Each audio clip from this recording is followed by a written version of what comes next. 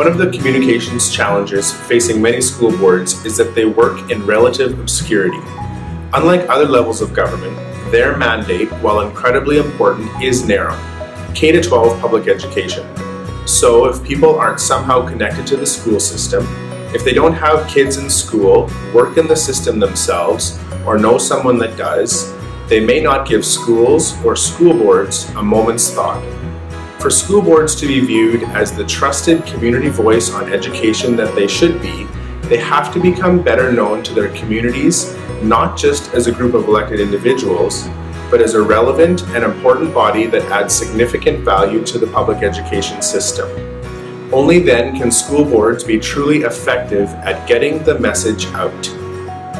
The primary role of school boards is a simple one: to create the conditions that support success for all students. That role sometimes seems to take a backseat to controversies about tax rates, school facilities, or transportation, but students are at the center of everything school boards do. School boards know that simple, powerful truth, but they need to ensure that their communities share that understanding. You can start building that understanding by taking a look at your school board meeting agendas and minutes. You may not think of these as communication tools, but they are. For many people, those documents will provide their first and perhaps only insight into what it is that a school board actually does. What do yours say about you? Is the agenda student and learning focused? One way to test this is to look at each agenda item and ask yourself the question: does this matter to kids and learning? If your answers are mostly yes, great.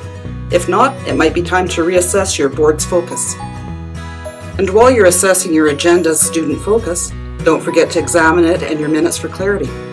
Ask yourself this: if I had no background knowledge about what's going to happen at this meeting, would this agenda make sense to me? And what about the minutes arising from the meeting? Did they provide an understandable overview of what actually happened? If not, why not? And what can we do to improve them? And remember, when it comes to minutes, concise is good, but cryptic isn't. Of course, not everyone attends school board meetings or checks out online agendas and minutes, but as a school trustee, you're constantly interacting with your community in other unofficial ways. And from time to time, you are going to be asked about your role as a school trustee, usually along the lines of, what exactly do you do? Be prepared to answer that, and in a way that will resonate with people.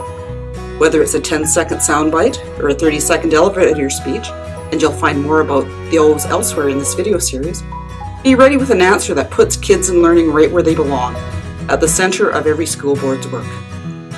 Research shows that effective, high-functioning school boards have a positive impact on student achievement. That's the message that communities need to hear, and the message school boards and school trustees need to convey.